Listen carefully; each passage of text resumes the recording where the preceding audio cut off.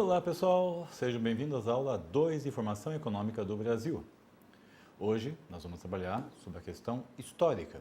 Na aula número 1 foi apresentado todos os elementos paradigmáticos, foi dada a identidade da formação econômica do Brasil, suas limitações, foi nos apresentado quem são os escritores da formação econômica do Brasil e também foi dado a explicação de como você vai utilizar o livro que recebeu. Agora, na aula de hoje, nós vamos dar o início da base que você precisa para entender como é que os autores estão citando certos momentos históricos para justificar a formação atual, o momento atual da conjuntura econômica. Vem comigo no material. Nós temos aqui o período colonial e o período do Primeiro Império.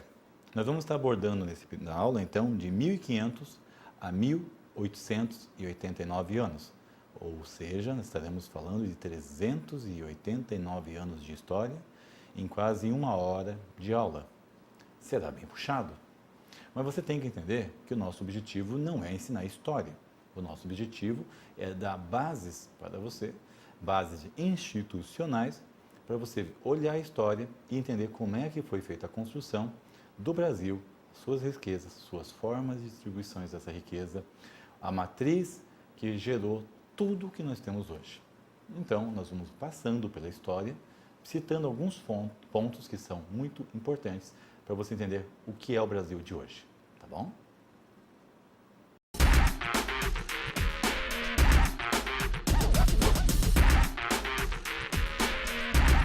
Pessoal, vocês já devem ter escutado várias vezes a expressão história, pré-história. É algo meio estranho. Como é que pode existir uma pré-história? Se é uma pré-história, eu estou contando alguma coisa, aquilo já é uma história. O termo pré-história a gente utiliza para mostrar aquele momento onde o homem era incapaz de registrar, se comunicar perante uma palavra escrita. Então, nós temos um período onde o homem começa a desenvolver esse processo de comunicação, que a gente começa a ter uma história, onde é registrada, a gente consegue contar, e um período pré-histórico, onde não existe essa linguagem expressa, e nesse modo a gente tem dificuldades em entender o que acontecia antes. A história do Brasil, em geral, a gente começa a contar a partir de 1500, porque a partir daquele momento surge um Brasil, uma extensão de terra identificada como tal. Mas seria um erro chamar o que vem antes de pré-história, porque existia um povo aqui, nesse solo, que tinha seus hábitos, tinha sua cultura, tinha o seu sistema econômico, apesar de não entender o que era a economia, mas tinha o seu processo de extração da sua subsistência. Mas para nós, essa cultura não vai ser perdida com o processo da colonização. Pelo contrário, o que nós temos no período colonial também é fruto da influência que esses nativos no sentido de que pessoas que viviam já nessa terra, fossem incorporados à cultura portuguesa e gerasse assim o Brasil. Vocês verão que a imagem do Bandeirantes, aquele homem com aquelas botas, chapéu, uma figura assim nobre, na verdade, muito tinha dos índios. Andava descalço, dormia no mato, se alimentava de formigas. Enfim, a cultura indígena está incorporada sim na nossa sociedade. Estudos recentes mostram que cerca do nosso DNA, 6% do nosso DNA é composto por DNA indígena. Olha que interessante, na média, na população, 6% do DNA é composto por DNA indígena, no sentido, os indígenas, os nativos que aqui estavam antes da chegada dos portugueses. Eu sou nativo de Curitiba, eu estava na cidade de Curitiba, nasci na cidade e por isso uso esse termo. O brasileiro, dizem que o único brasileiro verdadeiro são os índios. Mas depois, pessoal, muitos outros se tornaram nativos a essa terra, nasceram nesse solo. Então, sendo assim, também são nativos. Os brasileiros são aqueles que nasceram nessa terra e a defendem. E é isso que nós vamos ter que entender nesse processo da formação. Tudo que você vai visto a partir de 1500 até 1889 é um povo brasileiro. Vem comigo no quadro. Dizer que a história, então, dessa terra amada começa em 1500 é renegar cerca de 50 mil anos da presença do homem nesse território. Mas, por certo, é a partir de 1500 que o Brasil que hoje conhecemos começa a se moldar, dado essa cultura que vai se somando entre os indígenas, entre os portugueses e as outras nações que aqui vieram se estabelecer. e formando esse povo brasileiro, esse novo povo nativo a essa terra que chamamos Brasil. E é por isso que nós vamos conversar a nossa história a partir de 1500, mostrando esse choque cultural e as consequências desse afastamento de dois grupos que tiveram a mesma origem, o mesmo Adão de DNA, o mesmo homem que surgiu lá na África em 1060 mil anos atrás. Nós vamos acompanhar o encontro dessas duas nações e como elas construíram o Brasil que conhecemos.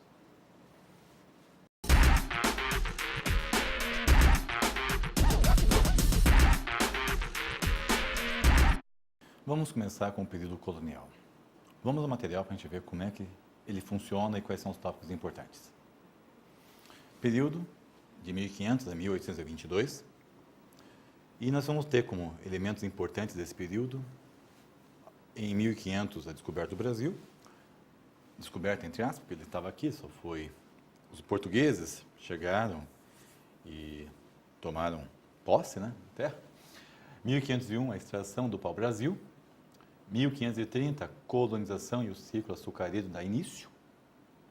1697, nós vamos ter o início do ciclo aurífero, ou seja, o ouro vai ser começado a ser retirado das nossas terras. 1714, vão subir diamante e topázio no solo brasileiro. E 1808, a família real chega ao Brasil. Esses são os principais tópicos que nós vamos abordar. Bom, vamos começar pelo primeiro. A extração do pau-brasil. Do pau-brasil era extraída uma tinta para uso em tecidos. Por exemplo, o linho, ele era tingido com essa tinta que extraía dessa árvore. E tinha valor menor do que as especiarias das Índias. A extração usava a mão de obra indígena e durou até meados do século XIX. Bom, esse é o pau-brasil. Vamos tentar entender o contexto que teve. O português saiu, se aventurou pelos oceanos, chegou ao Brasil. Dizer que Pedro Álvares Cabral se perdeu é um pouco forçar a barra. Hoje, os historiadores estão muito convencidos que ele já sabia que estava aqui, já se preparou e veio com a intenção. Mas falam que ele se perdeu e chegou às terras. Então, se perdeu entre aspas. Portugal veio às terras brasileiras. Quando se faz uma expedição dessa grandeza, com o risco envolvido, se vem com fins comerciais. Se pretende obter lucro, ninguém vai se aventurar sem ter uma contrapartida. Eles achavam que acreditavam que achariam aqui em nossas terras minerais preciosos e com isso conseguiriam abastecer Portugal com esses minerais, ouro, diamante, etc., como acontecia com o pessoal espanhol. Chegando aqui, não acharam esse ouro de imediato. Então, os portugueses cruzaram o oceano, morreram muitos no processo, chegaram aqui cansados, famintos, e encontraram os índios. Eles tiveram que fazer uma aproximação muito cautelosa, porque em números os índios eram maiores, e os portugueses estavam muito fracos com a viagem. Daí começou um processo de contato, um processo de troca cultural. Os índios apresentaram os nossos animais nativos, né? E os portugueses mostraram os animais domesticados que tinham, como a galinha. Os índios ficaram encantados com um bicho tão diferente, como os portugueses também ficaram encantados com vários animais que eles não conheciam da nossa fauna. Bom, teve esse encontro cultural. Só que isso não era apenas uma visita turística, isso tem que render resultados econômicos. Os portugueses ficaram muito chateados quando perceberam que não estavam achando tantos metais preciosos como pensavam e nem se aventuravam a entrar a mata dentro, dado ao que os índios explicavam que existiam índios perigosos. Então a solução ficou em ficar no litoral. No litoral, o que realmente tinha de valor comercial para eles era o pau-brasil. Então, os portugueses pegaram e usaram esse pau-brasil para justificar as suas viagens para cá. O pau-brasil, como eu mostrei para vocês, tinha pouco valor comercial. As especiarias na Índia tinham muito maior valor. Só que é o que tinha, então é o que nós vamos pegar. Nesse ponto vem a questão histórica. Os índios ajudaram a derrubar esse pau-brasil, segundo a história, por troca, pelo escambo. Pela troca, recebiam um machadinho, recebiam um espelho que a gente vê nos livros, e com isso os índios defensores da natureza acabaram derrubando as árvores. A história não é bem essa. É verdade que os índios receberam esses campos, é verdade que eles derrubaram as árvores. Mas o pau-brasil que foi derrubado foi um processo de troca comercial. Existia uma transação envolvida nisso.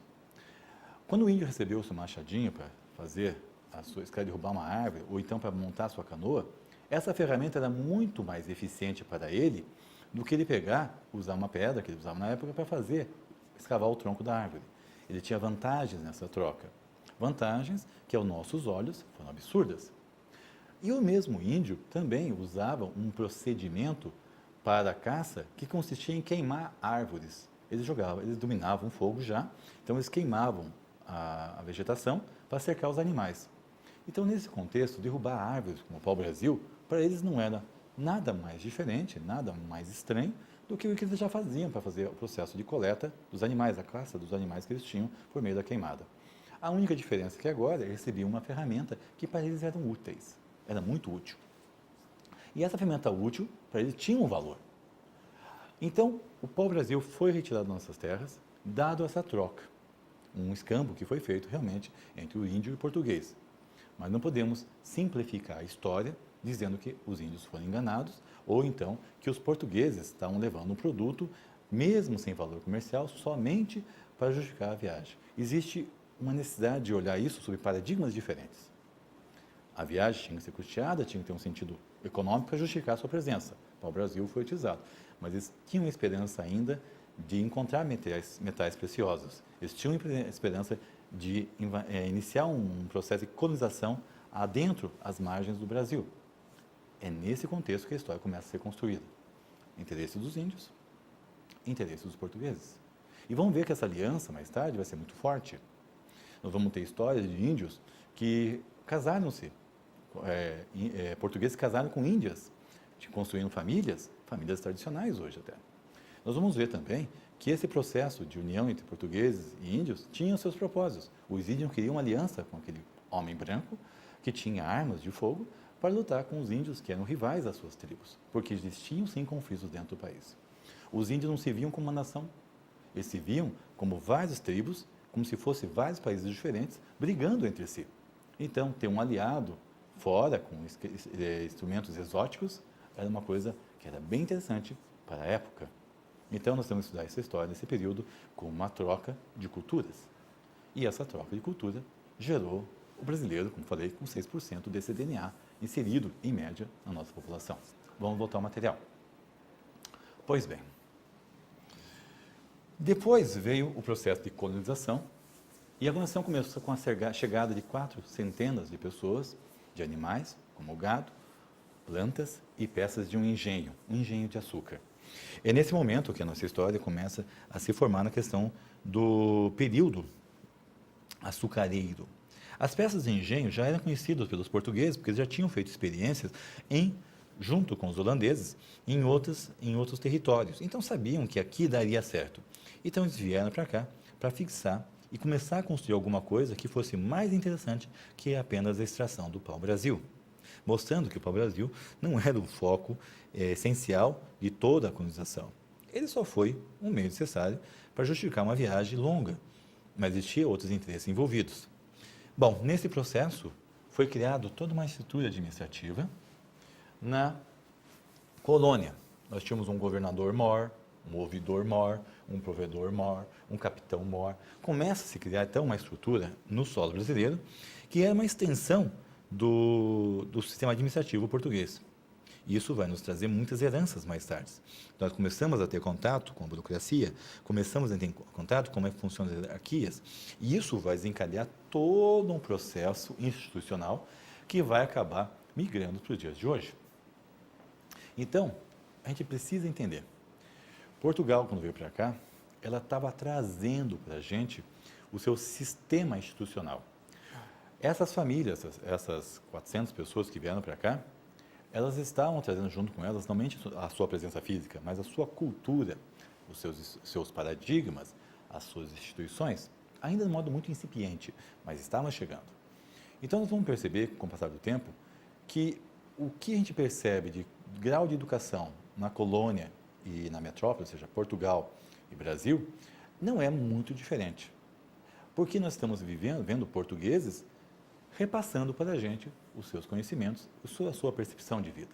Tá ok? E dentro desse contexto vem a questão do processo de cultivo da terra, uso dos instrumentos e forma de geração de riqueza. Venha comigo no quadro e você vai ver qual foi essa forma de geração. Como eu falei para vocês, eles já tinham uma cultura funcionando sob a produção açucareira e perceberam que para dar resultado exigia a necessidade de latifúndios, monocultura e mão de obra escrava. Detalhe, repetindo o que já foi dito na aula passada, não foi o português que criou a questão da mão de obra escrava. Isso era um processo que já estava acontecendo lá fora. Todo mundo, na Inglaterra, na Europa, era comum isso, o uso da mão de obra escrava. Nós vamos encontrar mão de obra escrava nos Estados Unidos da América, nós vamos encontrar mão de obra escrava no continente europeu e vamos encontrar mão de obra escrava também na África. Então, a mão de obra escrava, que era uma questão cultural, institucional daquela época, a monocultura, que era a questão de tentar tirar o máximo de aproveitamento com foco em uma cultura, e o latifúndio, usando grandes extensões de terras, era a forma que se tinha naquela época para conseguir gerar riqueza nesse solo, pelo menos dentro daquela visão. Bom, como o Brasil estava se formando, como nós estávamos construindo essa situação, essa instituição acabou ficando forte na nossa cultura. E até hoje nós temos um problema sério com a questão do latifúndio. E existe muitas pessoas que justificam a sua presença, dado a questão do crescimento econômico que aquelas terras podem gerar se elas forem usadas em economia de escala. E também chegam a defender que pequenas áreas de terra seriam não capazes de atender a necessidade de produção que um investimento exige dentro da competição global. Ou seja, toda essa raiz, toda essa discussão da monocultura e latifúndio já está presente lá no início do período colonial. Bom, a estrutura de comercialização nesse momento torna o Brasil, ou seja, a colônia Brasil, exportadora de matéria-prima. E a metrópole torna-se uma fornecedora de manufaturados. O professor viu como eles são do mal? Eles estão pegando... Pessoal, eu não estou defendendo a colonização no sentido que foi feita. Eu só estou explicando o que acontecia, tá?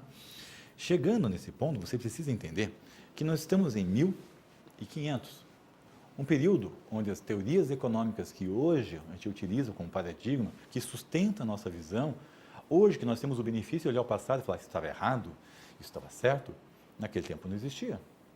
Naquele momento existia o seguinte: eu atravessei o oceano, cheguei aqui, estou investindo nessa terra em engenhos, abrindo campo, fazendo um cultivo, eu preciso ter lucro.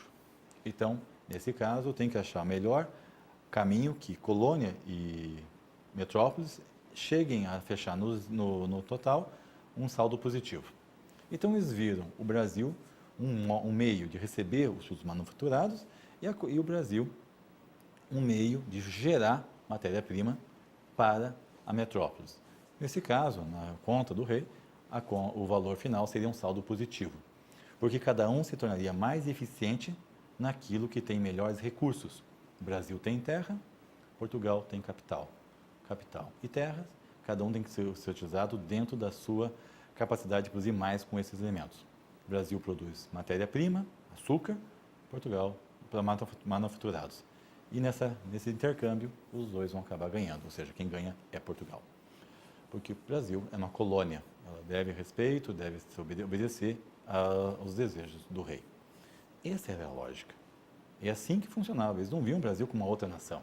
Esse é o ponto-chave. O Brasil não era uma outra nação. Era parte de Portugal. Era uma colônia de Portugal. E para isso é que ele existia. E para isso que o português mandava ainda recursos para cá. Caso contrário, por que viria para cá? Turismo ainda não era um ponto a se considerar. Vamos voltar ao material. Então, nós começamos a perceber que essa história do Brasil ser um exportador de matéria-prima, o celeiro do mundo, começa aqui também. Bom, complemento estrutural. O engenho tinha atividades de sustentação. Ele produzia pecuária, ele tinha algodão e mandioca. Então, é interessante perceber que essa cultura que nós tínhamos aqui dos engenhos, ela tem uma característica muito importante, que ela permite que os engenhos, comunidades isoladas, viessem a criar toda uma estrutura que daria os subsídios mínimos à subsistência.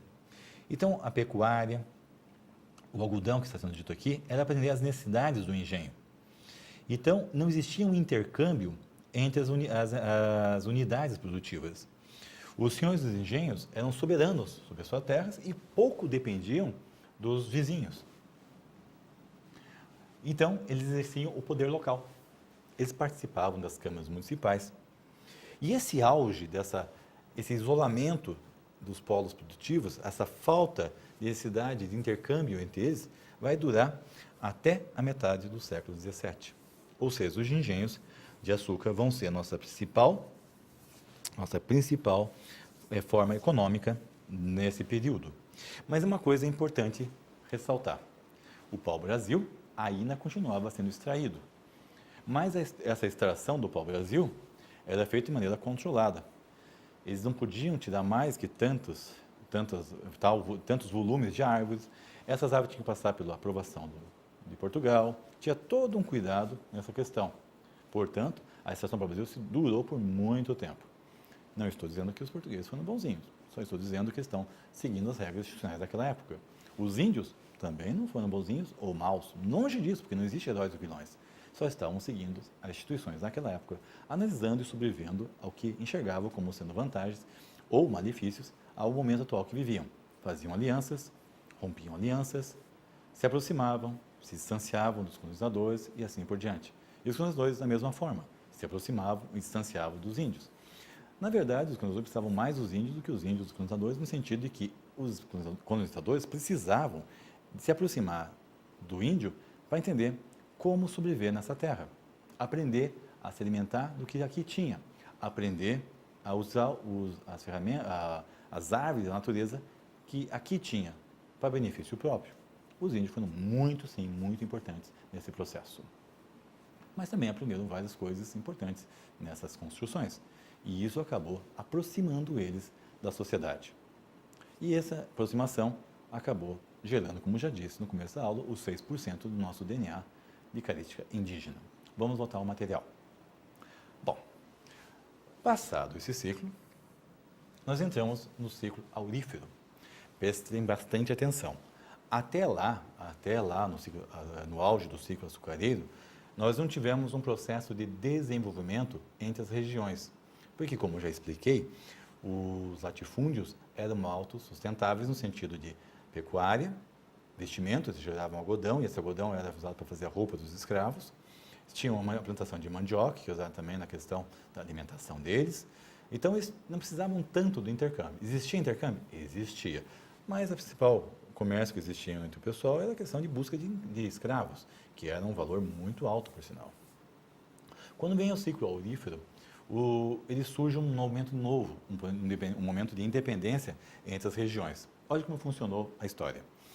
Os bandeirantes percorreram os sertões brasileiros buscando metais preciosos e índios. Eles queriam escravizar os índios. Mas dizer que eles usavam da violência para buscar esses índios não é muito fato. Eles usavam da lábia.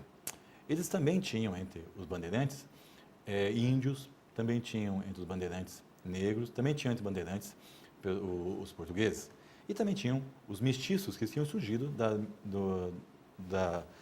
desse encontro cultural entre essas diferentes grupos étnicos.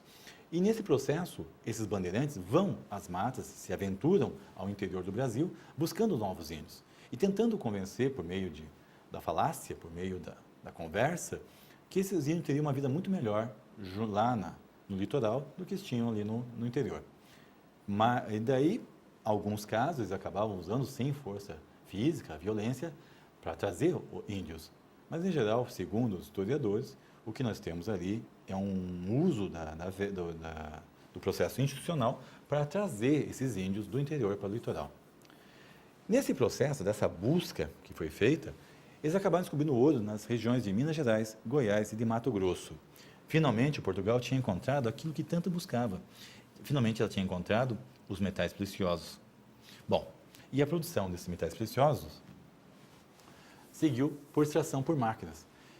Mas nem todo mundo nessa época tinha condições financeiras para fazer essa extração por máquinas. Então também era feita muita extração por faiscação. Na verdade, a maioria das extrações era feita assim. Significava ficar garimpando as margens dos rios. Nesse processo, é interessante perceber como vai mudando a nossa sociedade. Como assim vai mudando a nossa sociedade? A nossa sociedade vai mudando porque agora existe a possibilidade de pessoas que então estavam à margem da sociedade, que estavam no processo da escravidão, conquistar a sua alforria. Veja que no sistema açucareiro, como eu já tinha apresentado, o sistema era muito mais fechado. O senhor do engenho tinha o poder absoluto, os escravos ficavam numa situação mais estática. Agora, com o processo da extração, como não tinha como fazer por máquina, porque muitas pessoas eram pobres, nós tivemos uma migração muito forte da Europa para o Brasil na descoberta do ouro, os escravos acabavam sendo utilizados no processo de mineração. Mas os senhores dos escravos, para ter um maior controle, falavam que de tantos volume que fosse extraído de ouro, tantos por cento seria destinado a ele. Aos poucos, o escravo foi acumulando esse ouro e comprou a sua liberdade. Comprando sua liberdade, nós temos agora uma mudança dentro da estrutura social, onde o escravo acaba ganhando a liberdade e entrando no mercado consumidor, graças a esse movimento. Além disso, ocorre uma mudança também na questão do comércio entre as regiões. O pessoal, na busca do ouro, começou a se dedicar apenas à extração do ouro. E, nesse caso, eles precisavam de carne, precisavam de alimento, precisavam de roupa, coisas que agora não eram mais produzidos como eram produzidos pela questão do ciclo da cana-do-açúcar. Ou seja, as unidades produtivas agora dependiam apenas de extração de ouro. E, para se alimentar, se vestir, necessitavam ter contato com outras localidades. Nisso surge um movimento no sul, mandando gado para a gente. Nós temos um movimento de outras regiões do país mandando alimentação para esse pessoal do ouro. E nesse momento também surge o primeiro processo inflacionário, viu? A inflação já está na história do Brasil há muito tempo. Como nós tínhamos muito ouro, então a riqueza naquela região era considerada elevada. E como havia escassez desses produtos básicos, adivinha o que acontecia? Eles acabavam inflacionados. Então, se trabalhava bastante, extraía-se ouro, conquistava essa riqueza e se gastava essa riqueza para conseguir alimentação, para conseguir moradia e para conseguir vestuário, porque tudo lá era caro. Então nós tivemos algumas coisas interessantes nesse ciclo. Primeiro, começou a ter um comércio, um intercomércio, ou seja, um comércio interno no país com outras regiões. Segundo, nós tivemos um processo de mobilidade social mais elevado. Os escravos conseguiam comprar sua própria liberdade. Tivemos um processo de construções de centros urbanos mais intensa. A classe média começou a aparecer. Mas como o processo inflacionário foi muito elevado, o que nós chegamos de consenso é que nós tivemos mais pessoas, um maior volume de pessoas compartilhando a pobreza. Ou seja, nesse momento todo, onde parece que a riqueza vai ser gerada e todos vão se beneficiar, apenas alguns ficaram com os frutos da riqueza e outros com os ônus, no sentido de que não conseguiram enriquecer e conviveram com preços muito altos durante esse processo. Bom, basicamente era isso que acontecia dentro do ciclo aurífero. Vamos voltar ao material. Dentro desse processo todo também começou os problemas da questão da preocupação com os impostos. Na comercialização, o ouro precisava ser encaminhado para as casas de fundição. Lá eles eram convertidos em barra e uma coisa que eles não gostavam muito era cobrado o quinto. O quinto era a tributação. Como mostrei para vocês, a mineração não tinha atividade de sustentação, dependia dos interestados. Criou-se um fluxo de comércio. A estrutura social era mais complexa e a maioria era formada de brancos, pobres e de escravos. E os escravos, quando conseguiam acumular reservas, eram libertos. Eles conseguiam comprar a sua própria liberdade. E uma coisa interessante, o que eles faziam com essa liberdade? Em geral, com o dinheiro que tinham comprado, sobrava um pouco de grana no bolso, eles compravam escravos para si próprios. Ou voltavam para a sua terra natal e, sabendo que o mercado escravo era interessante, muitos acabavam gerando um comércio entre a África e o Brasil. Mas outros, continuava levando sua vida com dificuldades, como os brancos também levavam com dificuldade. O ciclo termina no final do século XVIII. Daí vem a questão da família real brasileira.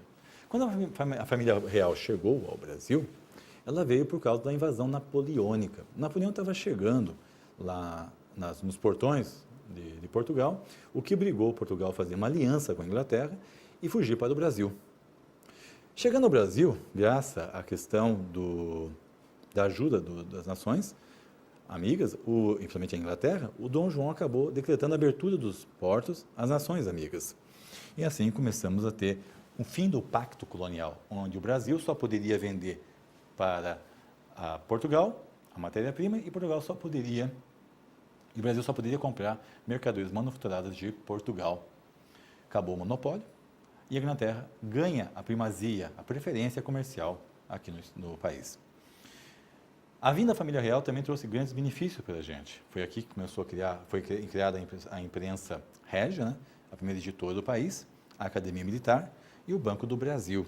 O Banco do Brasil surge nesse período, lá no século de 1800. Olha que interessante a idade que esse banco tem, né? E isso tudo acabou desencadeando para a gente grandes melhorias. Bom, o Brasil, nesse período, foi elevado à condição de Reino Unido e mudou a capital, que antes era Salvador, passou para ser Rio de Janeiro. Então, Rio de Janeiro foi nossa capital por muito tempo. E nesse período, terminou em 1822, com a independência do Brasil. O Brasil se torna independente e daí começa uma nova fase, a fase do período imperial, que nós vamos ter dois reinados, né? O reinado do Dom Pedro I e do Dom Pedro II. Essa parte foi bem rápida, foi passada assim, eu lembro só para situar você. Entenda, quando a gente fala que o Brasil recebeu herança de Portugal, isso não é uma figura romântica, é fato. Portugal, quando veio a família real para cá, trouxe para a gente muitas das suas instituições. O Brasil recebeu a família real e com ela toda a forma institucional. A burocracia que nós estamos acostumados, a questão de organização que nós temos, tudo veio como herança de Portugal.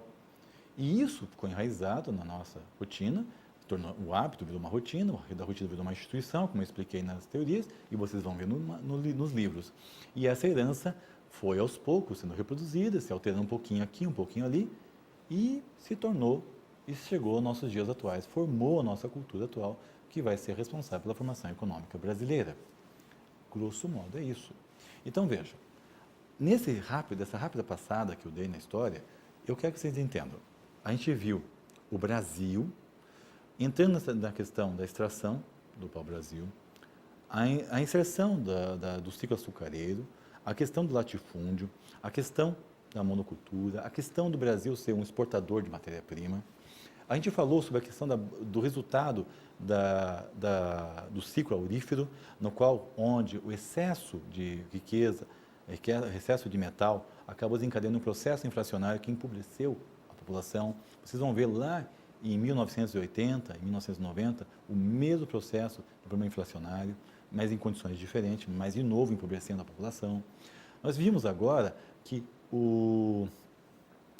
a cultura estava inserida dentro da família real e veio essa herança portuguesa ao Brasil.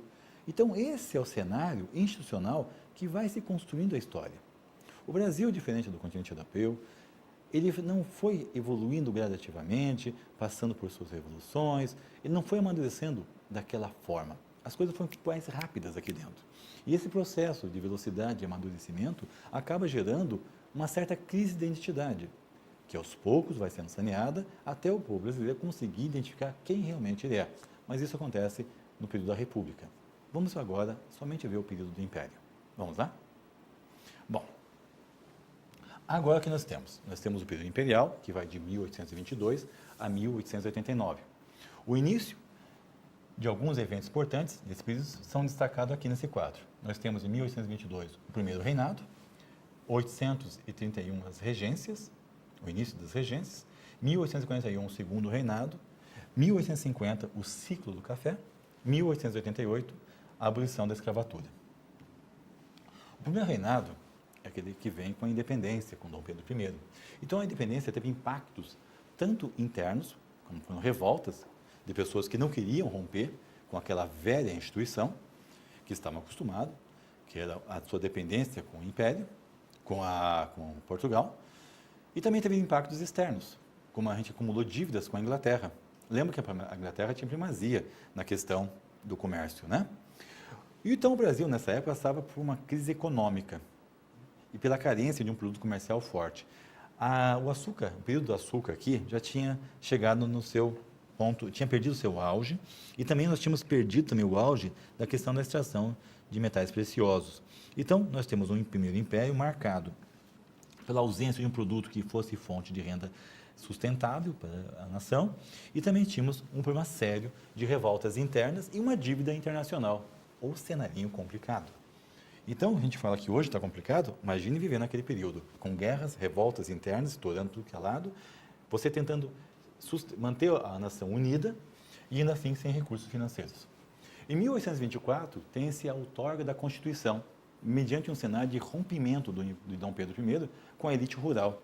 A elite rural podia estar enfraquecida na questão de não sustentar as necessidades do país, mas ainda assim era uma elite e, como tal, tinha poderes econômicos internos. Quando Dom Pedro rompe com essa elite, ele acaba perdendo o seu apoio para se manter no governo. Bom, a Constituição garantia ao regente imperador, ao regente, o poder moderador. Então, criou-se um poder novo, acima do legislativo, do executivo e do judiciário.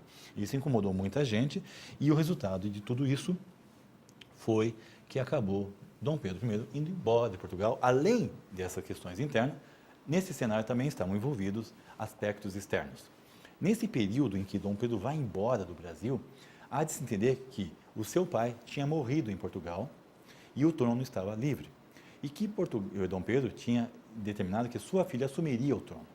Só que seu irmão resolveu dar um golpe e assumir o trono no lugar da sua filha. Então, Dom Pedro, percebendo que dentro da estrutura interna nacional do Brasil, a situação era muito delicada e ele tinha perdido a base, e vendo que a sua presença era importante em Portugal, ele vai embora. Então, muita gente fala, ele foi embora porque rompeu. Não foi só isso. Teve fatores internos e externos. E ele fez uma opção de ir embora, deixando o poder destinado a seu filho mais jovem, Dom Pedro II, que na época tinha apenas 5 anos de idade. Então, nesses 4 para 5 anos de idade. Então, esse era o cenário que aconteceu a saída do imperador Dom Pedro I do Brasil, para resolver questões externas em Portugal e por causa da sua falta de base, de apoio da elite aqui no sistema interno. Quando ele vai embora, é feito o regime, a regências, que seriam um grupo, pessoas escolhidas para cuidar do Brasil até Dom Pedro II se tornar maior, ou seja, poder assumir o trono. E isso acontece quando ele fecha 14 anos de idade. Até lá, esse período regencial foi marcado pelos seguintes fatos. Venha comigo. O regime regencial está marcado por uma trinity, uma regência permanente, provisória, que teve 70 dias, mais ou menos, uma permanente, que teve 4 anos, e depois uma regência una, que foi inicialmente com o padre Feijó, que durou 2 anos, e outra com Araújo. O padre Feijó saiu da regência porque ele ficou doente. Então, por problema de saúde, ele deixa a regência, Araújo assume de forma previsória, e depois disso, ele continua como regente principal. Nesse período da regência, o ponto-chave era manter o país unido, porque sem o imperador aqui, por mais que ele tivesse a falta da base aliada, muitos estados, naquele tempo províncias, acabaram se revoltando e queriam se libertar do Brasil. Surgiu de tudo. Estado querendo ser um novo país, gente que queria o retorno de Portugal, gente que não queria o Império e assim por diante. Então, a regência tinha como foco principal tentar manter a nação unida. E o Ministério foi constituído por brasileiros. Então, agora nós temos pessoas que estão tentando, nesse processo regencial, defender os interesses da nação, sem permitir que volte a ela se torne novamente colônia de Portugal. E para tentar garantir essa estabilidade do povo brasileiro, ou seja, evitar que portugueses venham a buscar os interesses da outra nação, os oficiais portugueses são exonerados. Então, agora nós temos um grupo de brasileiros tentando fazer a coordenação econômica e social e de defesa do Brasil, evitando que essas revoltas venham a destabilizar aquilo que já estava formado. Bom, para tentar garantir todo esse processo, a elite cria daí uma guarda nacional, que é comandada por fazendeiros. Sim, aqueles fazendeiros que tinham latifúndio. Sim, aqueles fazendeiros que acreditavam na cultura de escravos. Sim, aqueles fazendeiros que faziam, que mexiam com a questão, que cuidavam da questão do açúcar, açucareiro, latifúndios, etc. E essa guarda nacional começa a buscar estabelecer, resolver questões das rebeliões, e essas foram contidas, e daí emergiu a necessidade de um governo central. Eles perceberam que não estava sendo fácil manter essa estrutura toda funcionando, porque o povo não conseguia sentir uma certa convergência, uma certa estabilidade dentro de um ambiente onde não existia alguém comandando, não existia uma figura de uma pessoa que representasse a instituição para eles. Por esse motivo, Dom Pedro II foi antecipado e, com 14 para 15 anos de idade, assumiu o segundo reinado. E ele entra no cenário como um pacificador. Ele entra contendo os ânimos das diferentes lideranças do país. Ele já chega tentando criar um processo onde os opositores sintam nele uma figura que transmita a confiança da continuidade. Tá certo? E as lideranças contidas se convertem, com os anos, nos partidos liberal e conservador. Então, temos agora o início de uma fase muito boa para o Brasil. No que sentido? Graças à presença da regência, várias revoltas foram contidas, o Brasil continua unificado, surge uma figura centralizadora, que é o imperador Dom Pedro II, e ele busca trazer para esse momento um período de conversa com os representantes e trazer também um período de pacificação, mostrando um processo de continuidade do povo brasileiro sem voltar a se tornar uma colônia. Isso é um processo árduo que vai ser conquistado aos poucos. E isso significa o que para a economia? Dentro do sistema econômico, quando existe um processo de estabilidade, as pessoas sentem-se mais seguras a investir, sentem-se mais seguras a consumir, sentem-se mais seguras a tocar a sua vida de modo que ela venha a gerar frutos, de modo que ela tenha a segurança de que sua propriedade, os seus bens vão estar sendo protegidos dentro de uma cidade de estabilidade. Quando existem muitas revoltas, ocorre uma destruição muito grande, isso vem a ser destrutivo para a nação. Bom, Dom Pedro chega como esse pacificador, tentando dar esse desenvolvimento ao país. E ele consegue. Quer ver? Venha comigo. Bom, o segundo reinado foi marcado um período de relativa paz e prosperidade, e não somente prosperidade na questão social, mas na questão econômica. A economia apresentou um crescimento por causa da ascensão do café. O café entra no Brasil e inicialmente vai ser cultivado na região do Paraíba. E lá na região fluminense, ele vai começar a ser movimentado com o mesmo sistema que era feito no planeta Tchon, ou seja, latifúndios, mão escrava e uma cidade autossuficiente. Mas depois, institucionalmente, vai se alterando e acaba chegando na região do Oeste Paulista, onde ele recebe uma nova forma.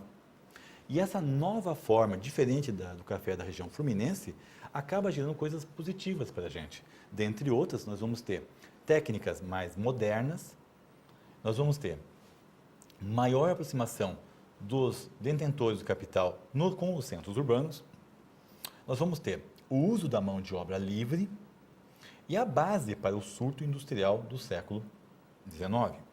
Ou seja, muda a nossa estrutura. As instituições vão mudando. Ou seja, nós vamos ter agora um movimento que vai mudar a cara do Brasil. Professor, eu não estou entendendo. Podia explicar melhor? Com certeza.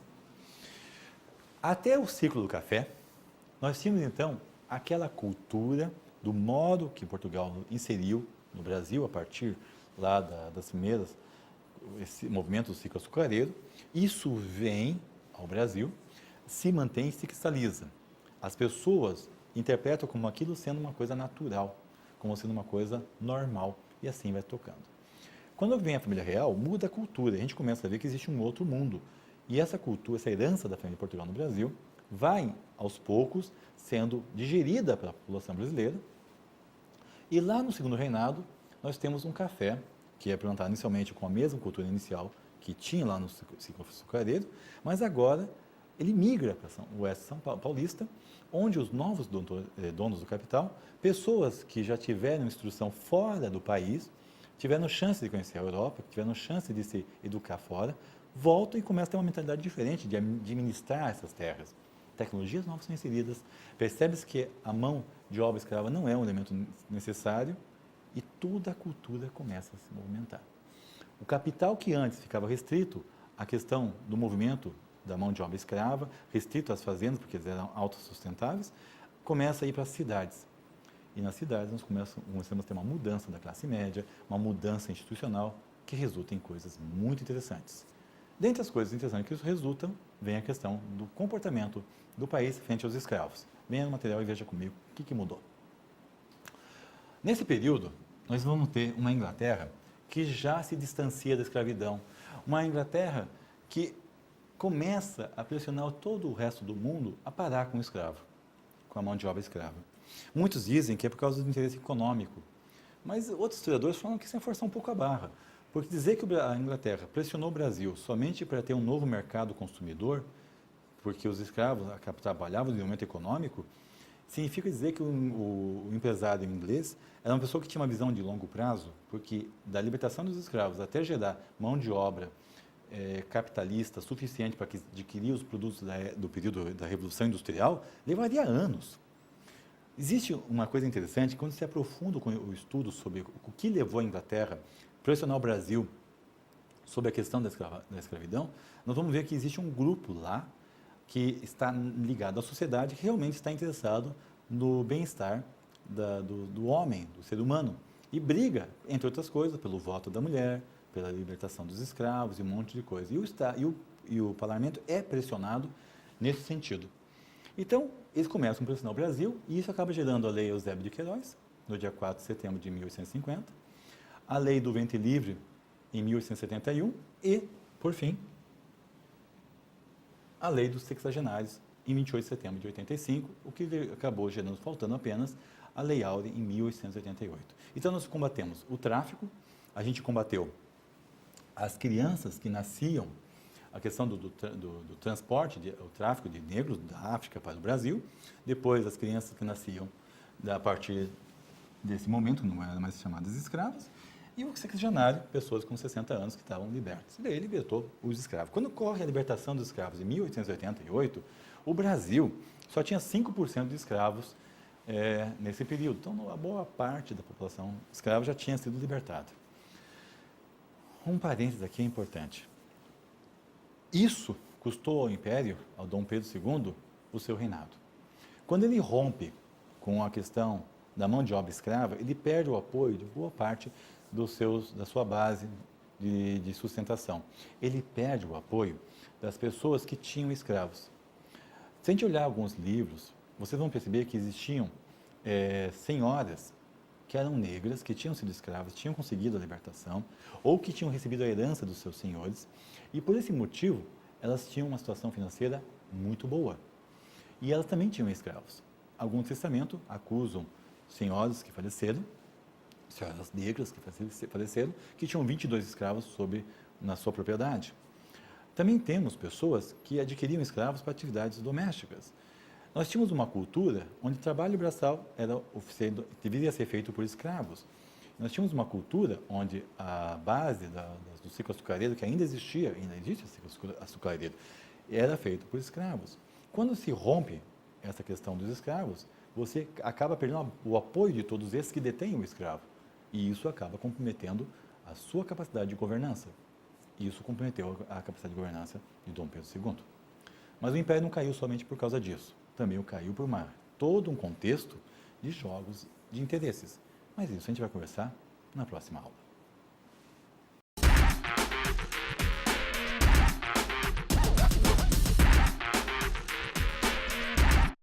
Bem, pessoal, essa foi a parte histórica.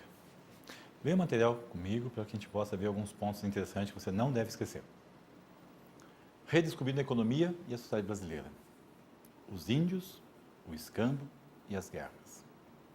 Os negros, a escravidão no período colonial. São dois pontos que a gente deve pensar que sustentam a questão da formação do país. Eu mostrei para vocês que a história não deve ser vista como heróis e vilões, e estou falando isso desde a primeira aula e deixei bem claro que são pessoas convivendo no seu tempo. A gente viu que os índios cortaram o pau-brasil, os índios forneceram essa nossa riqueza nacional para os portugueses, porque naquele momento era interessante ter esse escambo, essas ferramentas que lhes eram dadas. E essas ferramentas que receberam ajudavam na sua convivência naquele dia, a montar uma canoa, fazer uma flecha, enfim, montar a sua cabana. Para eles era útil. Então, eles achavam que a troca valia a pena.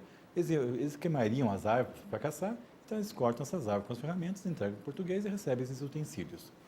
Os índios participaram também e se aproximaram da nossa cultura e também nos ajudaram a desenvolver várias coisas que hoje para nós são caras. A mandioca foi uma introdução que a cultura indígena nos trouxe. Os portugueses também trouxeram novas variedades, por exemplo, de banana, que permitiu que a nossa sociedade se desenvolvesse de maneira diferente. Por exemplo, o coqueiro, de graças à colonização. Sem os coqueiros que vieram na colonização, nós não teríamos coco no Brasil. No Brasil não tinha coco antes da colonização. Então existiu uma troca entre as nações. E isso foi uma coisa rica para a nossa sociedade. Da mesma forma, na escravidão, que se ocorreu, que teve no Brasil, não foi uma coisa que os portugueses inventaram para fazer no Brasil. Ela já vem de uma experiência que eles tinham de outros povos que eles já tinham visitados. A escravidão, eles pegaram lá da África, que era uma coisa comum, e trouxeram para a sua estrutura de comércio quando chegaram no Brasil. E o Brasil incorporou isso e começou a levar isso para a sua sociedade. Ou seja, ele construiu a sociedade com essas instituições. Mas e depois?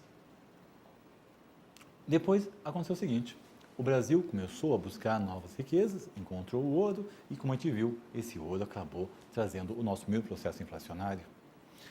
O processo inflacionário trouxe processos interessantes, a rediscussão de que era riqueza ou não dentro da sociedade e se viu que as pessoas conseguiam o ouro, mas o custo de vida era tão alto que acabavam pobres. Mas também permitiu uma mobilidade social. E essa mobilidade social gerou uma nova cara para o Brasil e começou a formar as suas próprias instituições. Esse processo todo acabou com o tempo desencadeando os eventos que vieram no Segundo Império, onde nós temos agora um povo que está menos agressivo, menos revoltas são observadas da questão histórica, um governo que é mais sólido e, por incrível que pareça, mais abertos aos seus súditos. Nesse momento, o Brasil termina com a escravidão e nós temos uma cultura muito mais estável. Mas entendam, esse é um processo econômico que gerou para a gente a questão da herança dos latifúndios, gerou para a gente a concessão do capital com os senhores das fazendas, gerou para a gente a questão da discriminação social, gerou para a gente a questão dessa dificuldade da mobilidade social. Tudo isso está enraizado nessa historinha rápida que eu te contei.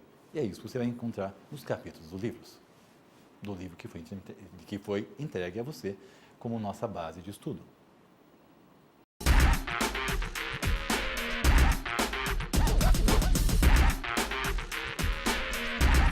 Pessoal, resumindo tudo que a gente viu até agora, veja que interessante esse material. O Brasil precisou caminhar muito para levantar as bases que permitiram construir sua identidade no século XX. Do período colonial ao fim do Império, o Brasil precisou amadurecer sua matriz produtiva frente às imposições internacionais. Lembra a questão da Inglaterra pressionando a gente para libertar os escravos? Todavia, o Brasil, que veremos nas próximas aulas, ainda está longe de alcançar uma posição econômica e social confortável. Muita luta ainda virá, muitas ideologias ainda precisam amadurecer nessa terra dourada. Ou seja, a historinha que a gente contou para vocês são a base da instituição que virá. Agora vamos ter uma instituição que vai tentar buscar uma maior proximidade com a questão da população, no sentido de que tentar deixar a cidade, a capital do Brasil, mais arejada, tentar não deixar tão sufocado o centro, buscar uma política onde as importações, as exportações sejam favorecidas, favorecendo a balança comercial, enfim, muita coisa vai ser feita tendo com base esses elementos que foram vistos. Então, não perca a próxima aula.